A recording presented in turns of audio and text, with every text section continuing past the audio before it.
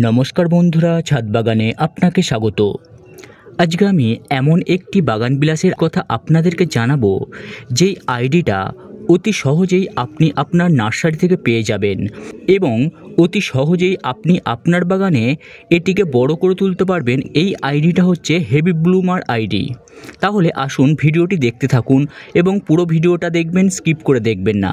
আসুন ভিডিওটি শুরু করা যাক। আজকে আমি সিলোটি বা সিলুয়েট এই আইডিটির কথা আপনাদেরকে জানাবো।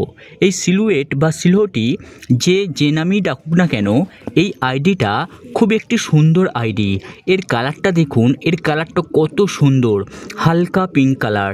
আপনি যদি এইচপি সিং কিংবা ফরমোসা দেখে থাকেন, তার কালারের মতোই যাবে, কিন্তু সামনে থেকে যদি আপনি দেখেন তাহলে এই আইডিটার কালারটা যেটা পাবেন এতটাই হালকা, যেটা কিনা আপনি কালারটা বর্ণনা করতে পারবেন না, অতি সহজেই ঝাঁকালো হতে পারবে। আসলে এই আইডিটা হচ্ছে বুশি আইডি। এক সময় কি ছিল, প্রচণ্ড প্রচলিত ছিল। যে সমস্ত ছাদ বাগানি বন্ধুরা এই বাগান বিলাসকে কালেক্ট করছিল, তাদের প্রত্যেকের বাগানেরই এই সিলোটি বা সিলুয়েট এই প্রজাতির বাগান বিলাসটি রয়েছে। এখন প্রত্যেকে নতুন নতুন যে সমস্ত আইডিগুলো উঠেছে তাদেরকে সংগ্রহ করতে গিয়ে এই সিলোটি বা সিলুয়েট আইডিটিকে সবাই ভুলে যাচ্ছেন। কিন্তু এই আইডিটা এত সুন্দর একটি আইডি, যারা নতুন নতুন বাগান করছেন বা বাগান বিলাস সংগ্রহ করার একটি প্রচেষ্টা করছেন, তাদেরকে আমি নির্দ্বিধায় বলবো যে একটি করে আপনারা বাগানে এই সিলুয়েটটি রাখুন। এর কতটা মাধুর্য আপনার বাগানকে শোভাযুক্ত করবে। এর মাধুর্য কিন্তু খুবই সুন্দর, আপনার বাগানকে একদম ফুলে ভরিয়ে তুলবে। দেখুন, এই সিলোটি চিনবেন কি করে? এই সিলোটি চেনার হচ্ছে সবথেকে উপায় হচ্ছে বড় বড় পাপড়ি। দেখুন, এই ফুলের পাপড়িগুলো দেখুন কত বড় বড়, আমার আঙুলের সমান। কিন্তু অন্যান্য যে ফুলের পাপড়ি হয় এত কিন্তু বড় হয় না। এবং এই প্রজাতিটিকে চেনার আরেকটি সহজ উপায় হলো এর পাতাগুলি। এর ফুলের পাপড়িগুলো যেরকম যতটা বড় বড় হয়, ঠিক তেমনই এই ফুলের পাতাগুলো এতটাই বড় বড়। এবং এই বাগান বিলাস করার পিছনে একটা বড় লক্ষ্য হচ্ছে এই বাগান বিলাসকে যেমন খুশি আপনি শেপ দিতে পারবেন, যেমন খুশি একে আকার দিয়ে আপনি আপনার বাগানে একে ঠিকঠাকভাবে রাখতে পারবেন। তবে মনে রাখবেন 6 থেকে 8 ঘন্টা যেন এই বাগানবিলাস রোদ পায় এবং পরিমাণ মতো জল দেবেন। অতিরিক্ত ওয়াটারিং করবেন না।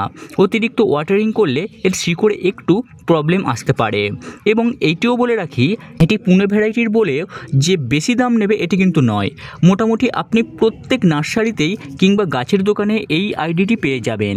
এই আইডিটি মোটামুটি দাম নেবে ধরুন 100 থেকে 120 টাকার ভিতরে। এর বেশি নেওয়া কিন্তু উচিত নয়।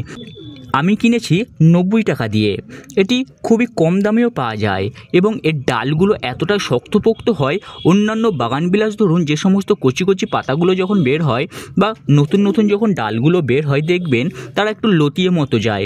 তাদেরকে সুতো দিয়ে বা বিভিন্ন অবলম্বন দিয়ে তাদেরকে দাঁড় করিয়ে রাখতে হয়। কিন্তু এই সিলুয়েট কি করে, একে অবলম্বন কিছু দিয়েই করাতে হয় না। এর ডালগুলো খুবই শক্ত হয় এবং যেমন খুশি একে প্রিঞ্চিং করতে পারবেন, যেমন খুশি একে হার্ড প্রুনিং করতে পারবেন। খুব সুন্দর একটি প্রজাতি, খুব সুন্দর একটি আইডি।